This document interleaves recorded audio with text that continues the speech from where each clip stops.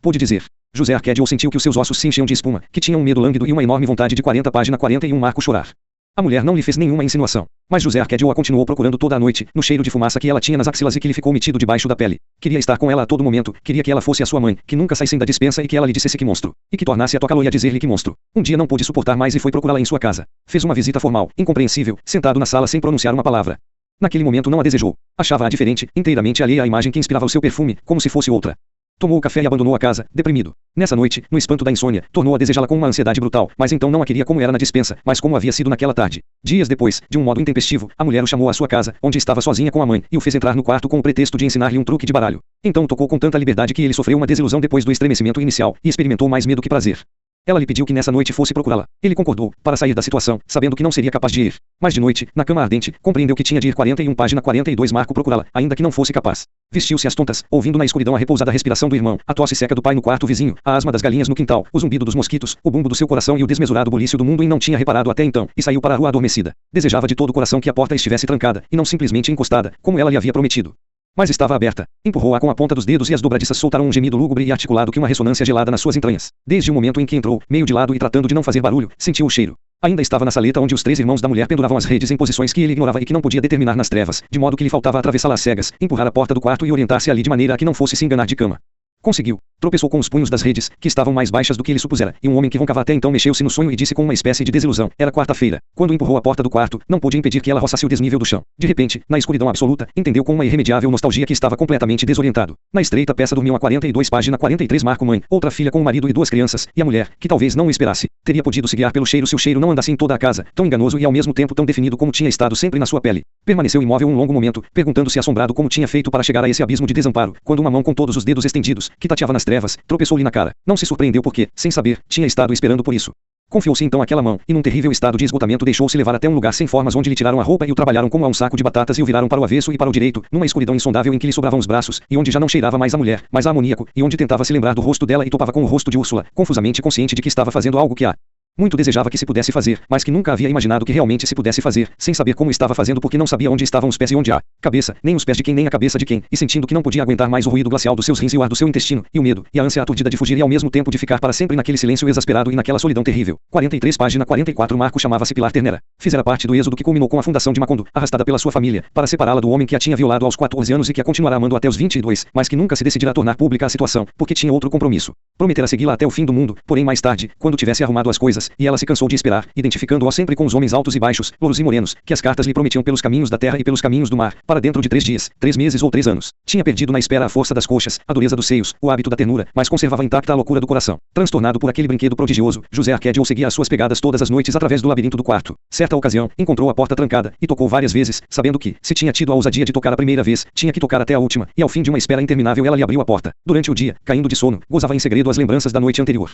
Mas quando ela entrava em casa, alegre, indiferente, desbocada, não tinha que 44 página 45 Marco fazer nenhum esforço para dissimular a sua atenção, porque aquela mulher, cujo riso explosivo espantava os pombos, não tinha nada que ver com o poder invisível que ensinava a respirar para dentro e a controlar as batidas do coração, e lhe havia permitido entender por que os homens têm medo da morte. Estava tão ensimesmado que nem sequer a alegria de todos quando seu pai e irmão alvoroçaram a casa com a notícia de que haviam conseguido atingir o entulho metálico e separar o ouro de Úrsula. Com efeito, depois de complicados e perseverantes lances tinham conseguido. Úrsula estava feliz, e até deu graças a Deus pela invenção da alquimia, enquanto as dientes da aldeia se espremiam no laboratório e lhe servia doce de goiaba com biscoitinhos para celebrar o prodígio, e José Arquedio Buendia deixava ver o crisol com o ouro resgatado, como se acabasse de inventá-lo. De tanto mostrá-lo, terminou diante de seu filho mais velho, que nos últimos tempos mal aparecia pelo laboratório. Pôs diante dos seus olhos um emplastro seco e amarelado, e lhe perguntou: que tal te parece? José Arquedio, sinceramente, respondeu: merda de cachorro. 45 página 46 Marco o pai deu-lhe com as costas da mão uma violenta bofetada na boca, que lhe fez saltarem o sangue e as lágrimas. Essa noite, Pilar Ternera pôs compressas de arnica na inchação, adivinhando no escuro o frasco e os algodões, e fez-lhe todas as vontades sem que ele se incomodasse, para amá-lo sem machucá-lo. Chegaram a tal estado de intimidade que um momento depois, sem se dar conta, estavam falando por cochichos. Quero ficar sozinho com você, dizia ele. Um dia conto tudo a todo mundo e se acabam os segredos.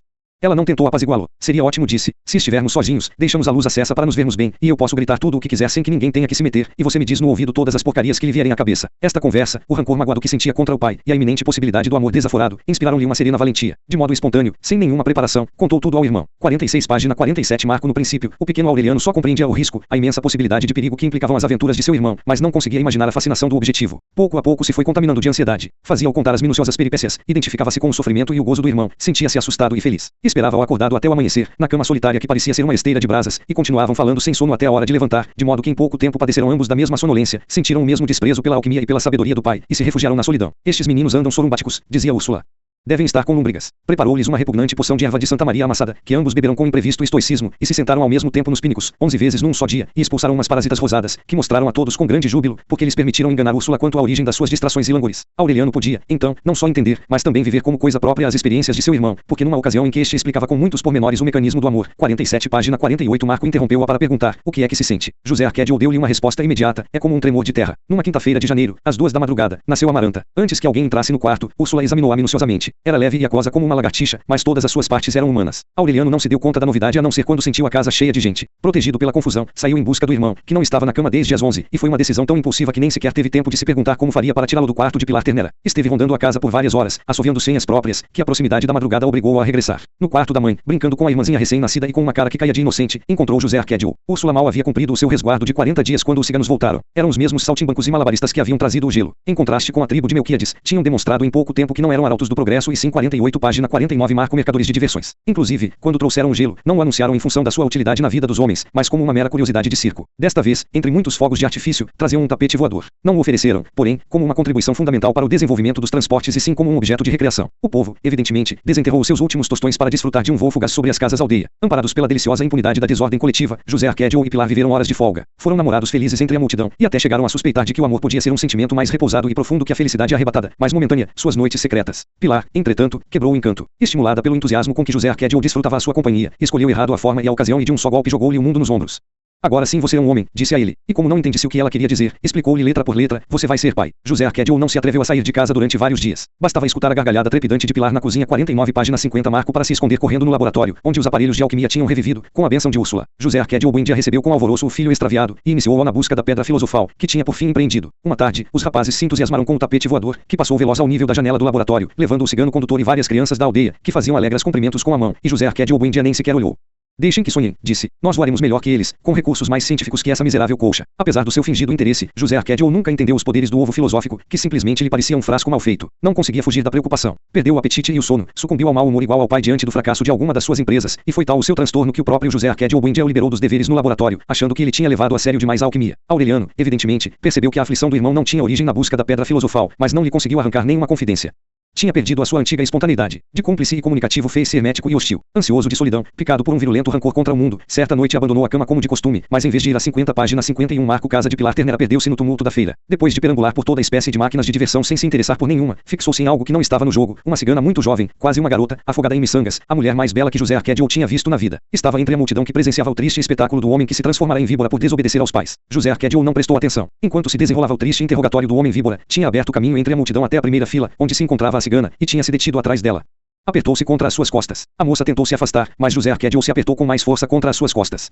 Então, ela o sentiu. Ficou imóvel contra ele, tremendo de surpresa e pavor, sem poder acreditar na evidência, e por fim voltou a cabeça e olhou para ele com um sorriso trêmulo. Nesse instante, 2 ciganos meteram o homem víbora na jaula e o levaram para o interior da tenda. O cigano que dirigia o espetáculo anunciou, 51 página 52 Marco e agora, senhoras e senhores, vamos apresentar a prova terrível da mulher que terá que ser decapitada todas as noites a esta hora, durante 150 anos, como castigo por ter visto o que não devia. José Arquédio e a moça não presenciaram a decapitação. Foram à barraca dela, onde se beijaram com uma ansiedade desesperada enquanto iam tirando a roupa. A cigana se desfez de suas camisetas superpostas, das suas numerosas anáguas de renda engomada, do seu inútil espartilho de arame, da sua carga de miçangas, e ficou praticamente reduzida a nada. Era uma ranzinha lânguida, de seios incipientes e pernas finas que não ganhavam em diâmetro aos braços de José Arquédio, mas tinha uma decisão e um calor que compensava sua fragilidade. Entretanto, José Arquédio não podia corresponder, porque estavam numa espécie de tenda pública, por onde os ciganos passavam com os seus instrumentos de circo e arrumavam as suas coisas, e até se demoravam junto à cama para jogar uma partida de dados. A lâmpada pendurada no mastro central iluminava todo o âmbito. Numa pausa das carícias, José Arquédio estirou-se nu na cama, sem saber o que fazer enquanto a moça tratava de excitá-lo. Uma cigana de carnes esplêndidas entrou pouco depois, acompanhada de um homem que não fazia parte da farândola, mas que tampouco era da aldeia, e 52 página 53 Marco ambos começaram a despir-se diante da cama. Distraidamente, a mulher olhou para José Arquédio e examinou com uma espécie de fervor patético o seu magnífico animal em repouso. A rapaz exclamou que Deus o conserve para ti. A companheira de José Arquédio pediu-lhes que os deixassem em paz, e o casal se deitou no chão, muito perto da cama. A paixão dos outros despertou a febre de José Arquédio. Ao primeiro contato, os ossos da moça pareceram se desarticular, com um rangido desordenado como o de um fichário de dominó, e a sua pele se desfez num suor pálido e os seus olhos se encheram de lágrimas e todo o seu corpo exalou um rito lúgubre e um vago cheiro de lodo. Mas suportou o impacto com uma firmeza de ânimo e uma valentia admiráveis. José Arquédio se sentiu então eteriamente elevado a um estado de inspiração seráfica, onde o seu coração se desbaratou num manancial de obscenidades ternas que entravam na moça pelos ouvidos e lhe saíam pela boca, traduzidas ao seu idioma.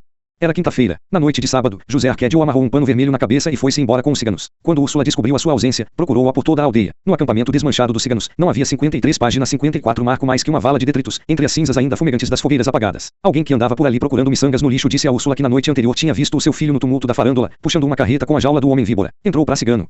Gritou ela ao marido, que não tinha dado o menor sinal de alarme pelo desaparecimento. Oxalá seja verdade, disse José Arquedio Buendia, amassando no almofariz a matéria 1000 vezes amassada e reaquecida e tornada a amassar. Assim vai aprender a ser homem. Úrsula perguntou por onde tinham ido os ciganos. Continuou perguntando no caminho que lhe indicaram, e pensando que ainda tinha tempo de alcançá-los, continuou se afastando da aldeia, até que teve consciência de estar tão longe que já não pensou mais em voltar. José Arquedio Buendia não deu falta da mulher senão às 8 da noite, quando deixou a matéria esquentando numa camada de esterco, e foi ver o que estava acontecendo com a pequena Amaranta, que estava rouca de tanto chorar. Em poucas horas, reuniu um grupo de homens bem equipados, pôs Amaranta nas mãos de uma mulher que se ofereceu para amamentá-la, e se perdeu por caminhos 54 páginas 55 marco invisíveis atrás de Úrsula. Aureliano os acompanhou. Alguns pescadores indígenas, cuja língua desconheciam, indicaram-lhes por sinais, ao amanhecer, que não tinham visto ninguém passar. Ao fim de 3 dias de busca inútil, regressaram à aldeia. Durante várias semanas, José Arquedio Buendia deixou-se vencer pela consternação. Ocupava-se como mãe da pequena Amaranta, banhava-a e mudava-lhe a roupa, levava-a para ser amamentada 4 vezes por dia e até cantava para ela, de noite, as canções que Úrsula nunca soube cantar. Certa ocasião, Pilar Ternera se ofereceu para fazer os serviços da casa, enquanto Úrsula não voltava. Aureliano, cuja misteriosa intuição se tinha sensibilizado com a desgraça, experimentou um fulgor de clarividência ao vê-la entrar. Então soube que, de um modo inexplicável, era dela a culpa da fuga do irmão e o consequente desaparecimento da mãe, e a perseguiu de tal maneira, com uma calada e implacável hostilidade, que a mulher não voltou mais à casa. O tempo pôs as coisas no lugar. José Arquedio Buendia e o filho viram-se outra vez no laboratório, sacudindo a poeira, botando fogo no alambique, entregues uma vez mais à paciente 55 páginas 56 marco manipulação da matéria adormecida há vários meses na sua camada de esterco. Até Amaranta, deitada num cestinho de vime, observava com curiosidade o absorvente trabalho do pai e do irmão, no quartinho rarefeito pelos vapers do mercúrio. A certa altura, meses depois da partida de Úrsula, começaram a acontecer coisas estranhas. Um frasco vazio que durante muito tempo esteve esquecido num armário fez-se tão pesado que foi impossível movê-lo. Uma chaleira d'água, colocada na mesa de trabalho, ferveu sem fogo durante meia hora, até evaporar-se a água por completo. José Arquedio Buendia e seu filho observavam aqueles fenômenos com assustado alvoroço, sem conseguir explicá-los, mas interpretando-os como anúncios da matéria. Um dia, o cestinho de Amaranta começou a se mover com impulso próprio e deu uma volta completa no quarto, diante da consternação de Aureliano, que se apressou em detê-lo. Mas seu pai não alterou. Pôs o cestinho no lugar e amarrou-o na perna de uma mesa, convencido de que o acontecimento esperado era iminente. Foi esta a ocasião em que Aureliano ouviu-o dizer: se você não teme Deus, tema os metais. 56 páginas 57 marco de repente, quase 5 meses depois do seu desaparecimento, Úrsula voltou. Chegou exaltada, rejuvenescida, com roupas novas, de um estilo desconhecido na aldeia. José Arquedio Buendia mal pôde resistir ao impacto. Era isto. Gritava. Eu sabia que ia acontecer. E acreditava mesmo nisto, porque nas suas concentrações, enquanto manipulava a matéria, rogava do fundo do seu coração que o prodígio esperado não fosse a descoberta da pedra filosofal, nem a liberação do sopro que faz viverem os metais, nem a faculdade de transformar em ouro as dobradiças e fechaduras da casa, mas o que agora tinha acontecido, a volta de Úrsula. Mas ela não compartilhava do seu alvoroço. Deu-lhe um beijo convencional, como se não tivesse estado ausente mais de 1 hora, e lhe disse: chegue aqui na porta. José Arquedio Buendia levou muito tempo para se restabelecer da perplexidade, quando saiu na rua e viu a multidão. Não eram ciganos. Eram homens e mulheres como ele, de cabelos lisos e pele parda, que falavam a sua mesma língua e se lamentavam das mesmas dores. Traziam mulas carregadas de coisas de comer, carroças de bois com móveis e utensílios domésticos, puros e simples acessórios terrestres postos à venda sem estardalhaço pelos mercadores da realidade. 57 página 58 marco cotidiana. Vinham do outro lado do pântano, a apenas 2 dias de viagem, onde existiam povoados que recebiam o correio todos os meses e conheciam as máquinas do bem-estar. Úrsula não tinha alcançado os ciganos, mas encontrara a rota que seu marido não tinha podido descobrir na sua frustrada busca das grandes invenções. 58 página 59 marco C.A.P. Teolélio e o filho de Pilar Ternera foi levado para a casa dos avós com semanas de nascido. Úrsula admitiu-o de má vontade, mais uma vez pela teimosia do marido, que não pôde a ideia de que um rebento do seu sangue ficasse jogado por aí, mas impôs a condição de que se escondesse do menino a sua verdadeira identidade. Apesar de receber o nome de José Arquedio, acabaram por chamá-lo simplesmente de Arquedio, para evitar confusão. Havia naquela época tanta atividade no povoado e tanto movimento na casa que o cuidado das crianças ficou relegado a segundo plano. Recomendaram-nas visitação, uma índia guajira que chegou ao povoado com um irmão, fugindo de uma peste de insônia que flagelava a sua tribo há vários anos. Ambos eram tão dóceis e serviçais que Úrsula ficou com eles para que a ajudassem nos afazeres domésticos. Foi assim que Arquedio e Amaranta falaram a língua guajira antes do castelhano e aprenderam a tomar sopa de lagartixas e a comer ovos de aranhas, sem que Úrsula reparasse, porque andava ocupada demais com um negócio de animaizinhos de caramelo que prometia um bom futuro.